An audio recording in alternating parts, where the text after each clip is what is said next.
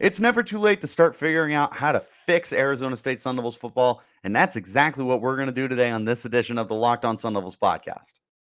Are Locked On Sun Devils, your daily podcast on the Arizona State Sun Devils, part of the Locked On Podcast Network, your team every day.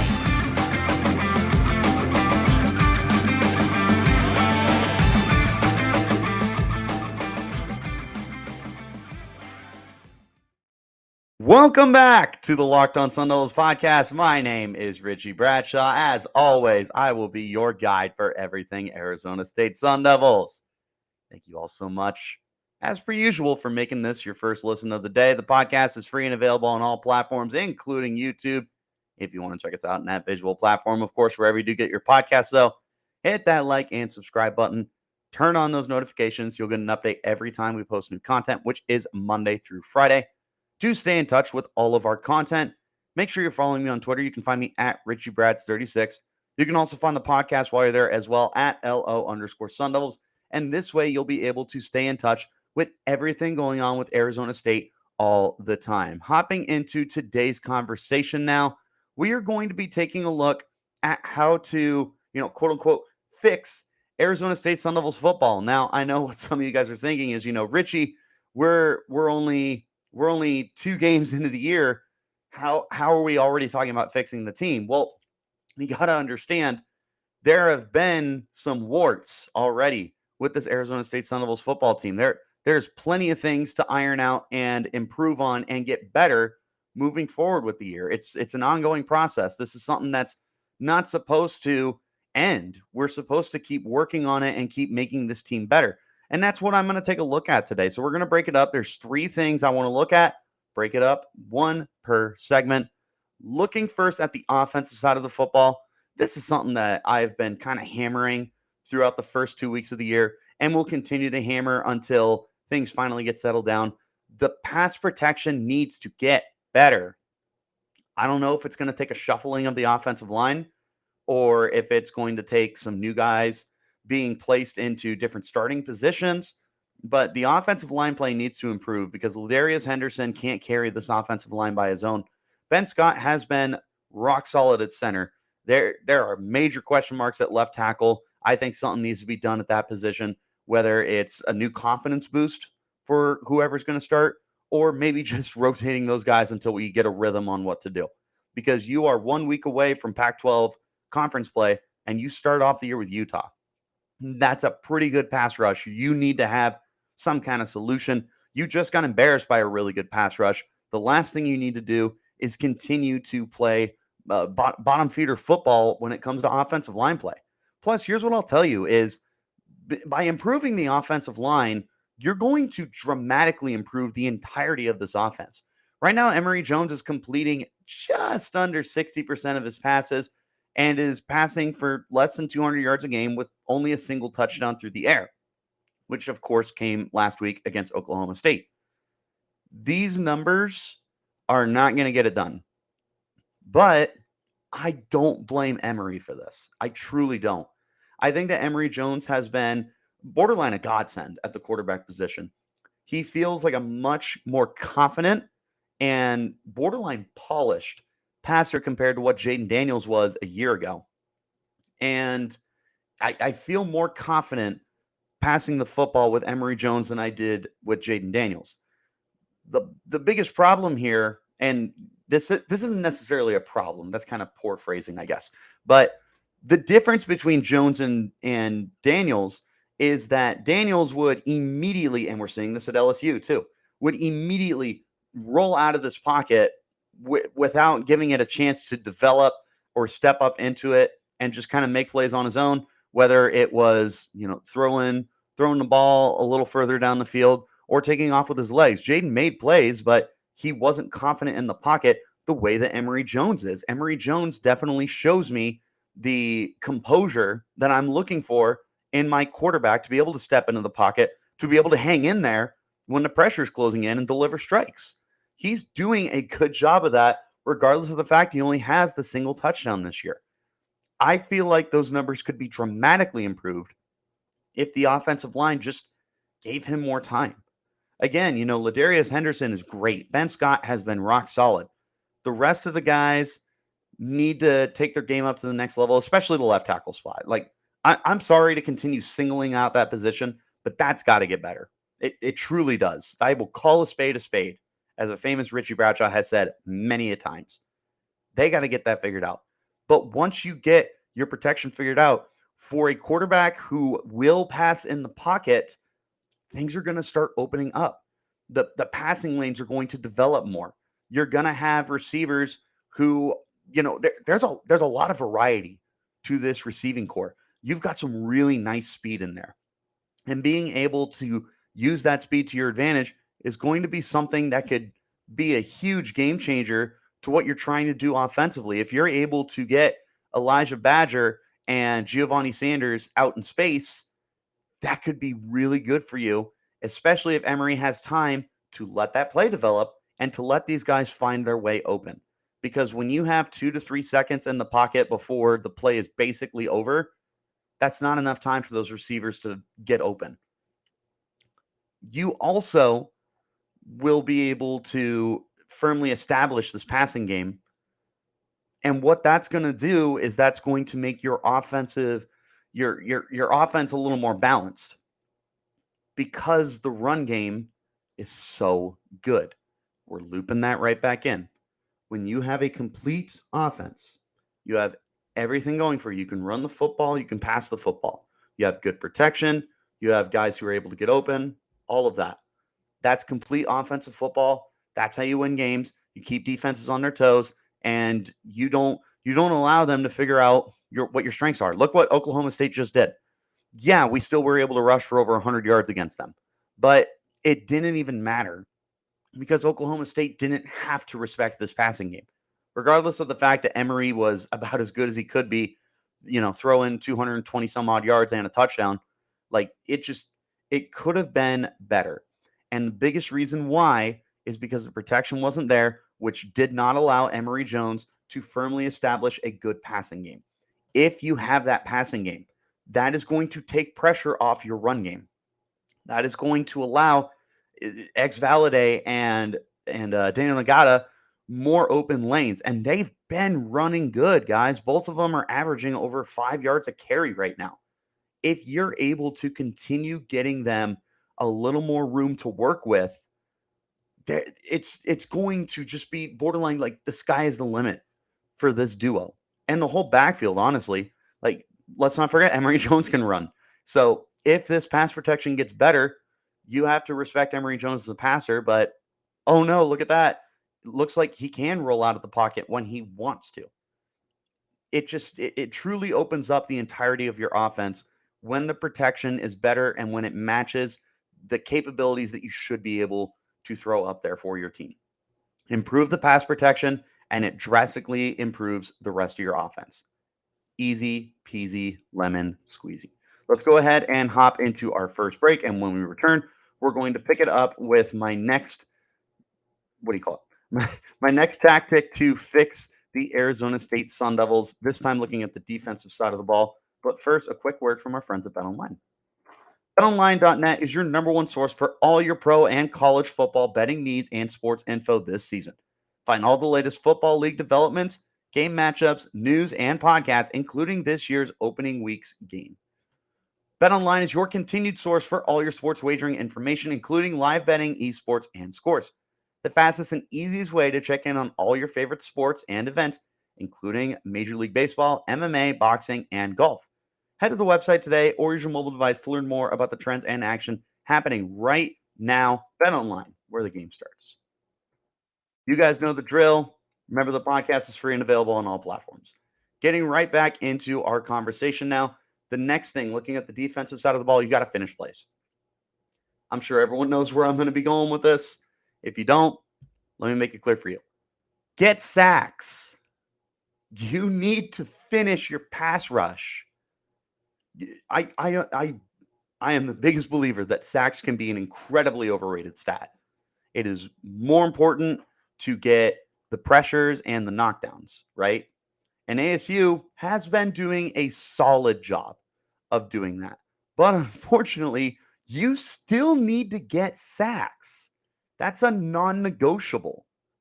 If you're not bringing the quarterback down 2-3 times a game at least, that's not going to work for you.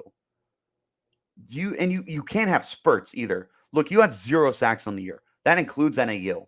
You have 0 sacks. You're playing Eastern Michigan this week.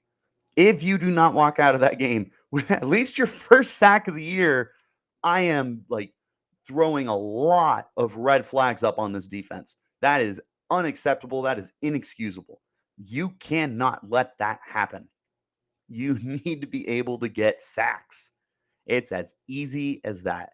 And I'm sorry if that hurts people's feelings, but it's true. Like the pressure is only going to do so much because the secondary is so young and inexperienced that quarterbacks are going to be able to have their way with them eventually. I mean, Spencer Sanders had a solid performance against Arizona State. All things considered, the defense played very, very good. And the secondary played pretty darn solid for what it had to go up against, especially being on the road. But that's not going to continue to be the case. You still have to play Cameron Ward from Wazoo. You got to play oh my goodness, the kid who that's going to kill me. The kid down in Tucson now, Jaden Delora. He was the transfer from Wazoo. You got to play him. You got to play Kayla Williams. You got to play Cameron oh my goodness, I'm just stumbling on myself. Cameron Rising. There's still a plethora of quarterbacks in the Pac-12 that are going to be able to throw all over you if you cannot finish those pass rushing plays. You need to be able to bring those guys down. Like again, it's a non-negotiable. You need to be able to do this. You can't do this. I am concerned. Generating sacks can be so important for your team, not just in the box score. What happens when you get a sack? You get excited. You feel like you just delivered the best play of the game. You feel like you just made a massive difference for your team. What's the rest of the team do? They get excited. They start hyping you up. Everyone's buying in now. Everyone's getting really excited for what you were just able to do. You get crucial sacks, third downs, you get the ball right back to the offense. Think the offense is going to be pretty ecstatic about the way the defense just finished up that drive? You're darn right they are. Look at the sideline. Think the coaches are excited? Yes, they are very, very excited. What about the fans? You're playing in Frank Cush Sun Devil Stadium in Tempe. You think the fans are going to get excited when you get a sack? Absolutely they are. They're going to be going crazy.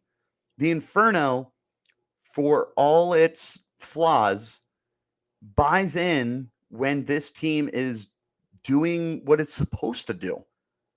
The student section will be as good as the product is on the field. It can be a fickle fan base. Like I can say that because I went to the school. I am very well knowledgeable of how the Inferno wants to work when ASU is good versus when they're not. But when they're good, that is a good home field advantage. All of that comes into play just by getting sacks. It's exciting. It drives hype.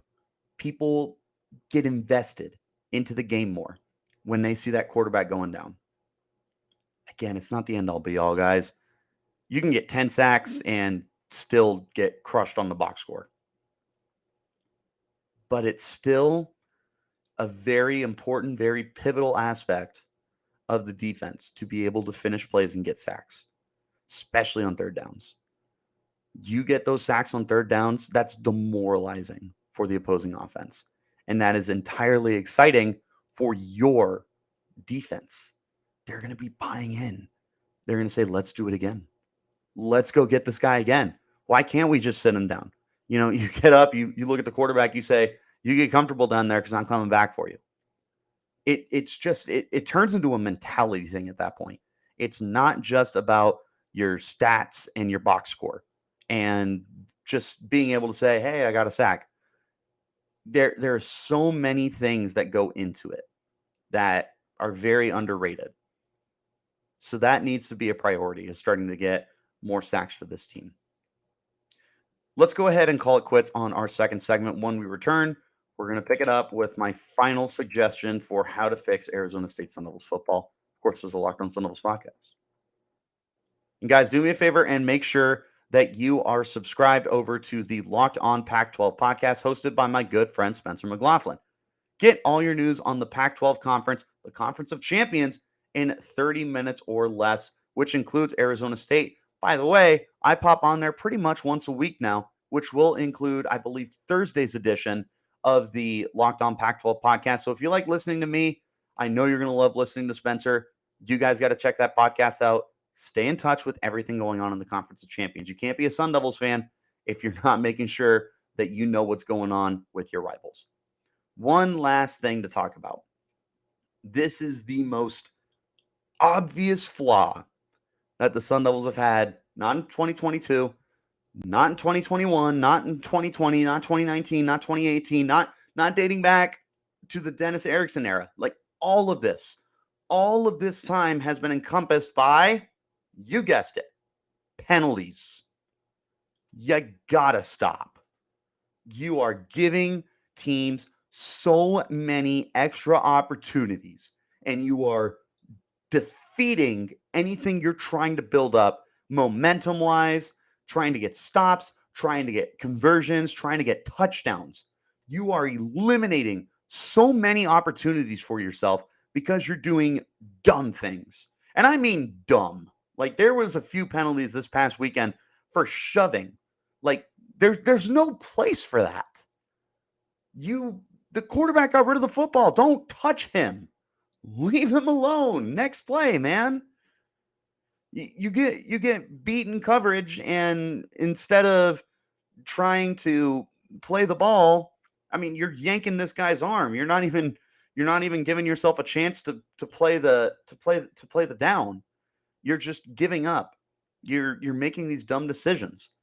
You're jumping off sides. You're false starts. That's the killer. That is the most frustrating one. Know the snap count, especially when you're at home. There's no reason to be getting false starts when you're at home. You got to clean these things up. You got to play smarter football. You need to be disciplined. In a very literal sense, you need to be disciplined. Not just with the penalties either. When I'm talking about being disciplined, I mean everyone needs to understand their assignments.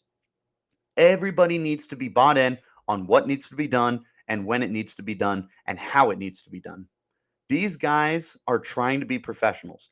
These guys are playing at pretty much the second highest level that you could possibly get at in the sport. Show me that you know how pivotal these plays are for you. You need to be able to play smarter.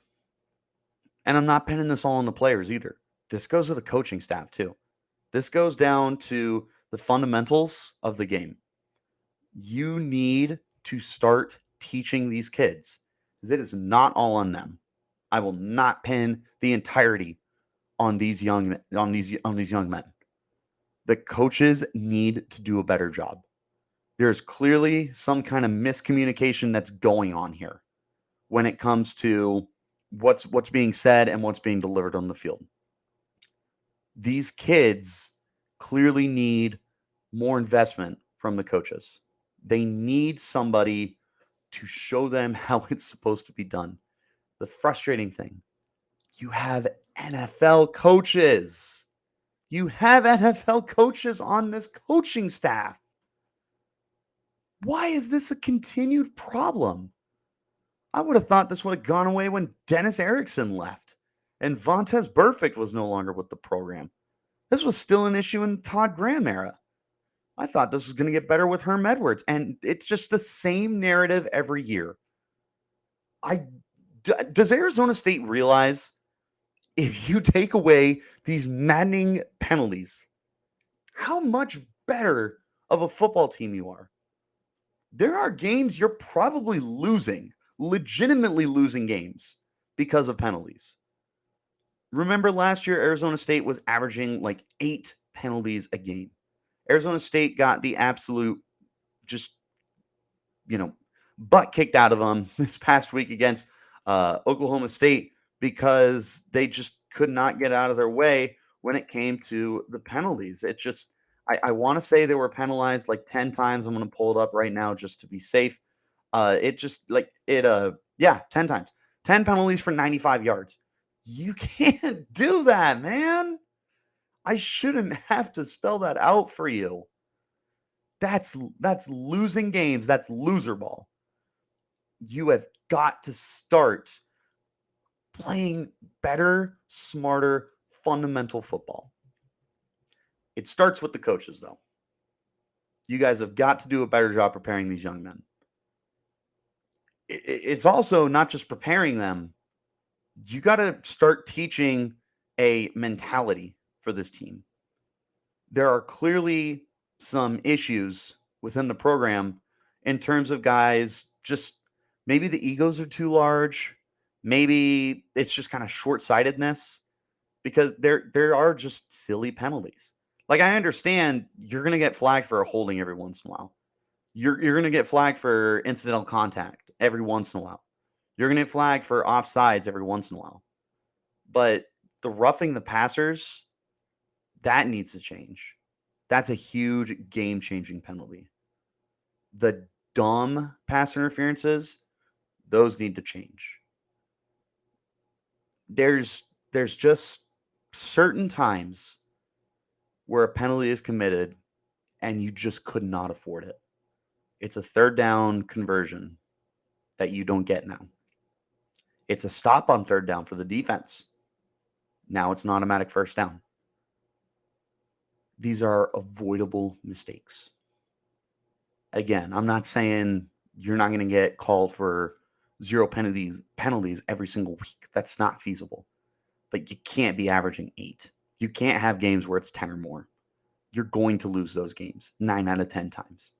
So clean it up. You got to be more disciplined, figuratively, literally, in the penalty game, but also in a mentality sense. These guys are young men. They're capable of being leaders. I know it. They all are. There's nothing but veterans on this team right now. So lift everyone up. Get everyone on the right page.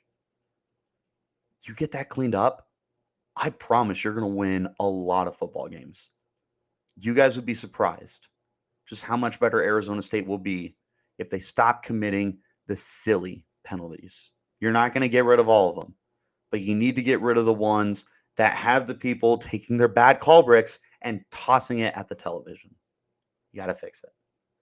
That's everything I got for how to fix Arizona State Sun Devils football. 2 weeks into the year, I'm sure we'll revisit this probably during the bye week for Arizona State. But until that time, that's all that I got for you guys today. So thank you all so much for making Locked On Sun Devils your first listen of the day. Podcast is free and available on all platforms. Make sure you like and subscribe and turn on those notifications wherever you do get those podcasts. Follow me on Twitter. You can follow me at Richie Bradshaw 36. You can follow the podcast as well at LO_Sun Devils. Do me a favor. Tomorrow's episode, Thursday's episode, will be the Locked On Sun Devils mailbag. So please drop your questions in the comments. Drop your questions on the post I'm going to have on Twitter here shortly, or just tag me or the podcast on Twitter with your question for the Locked On Sun Devils mailbag, and I will answer it on the Thursday edition of the podcast. So make sure you submit your questions, guys, so we can get them answered tomorrow. And until next time, you keep it locked right here on Locked On Sun Devils.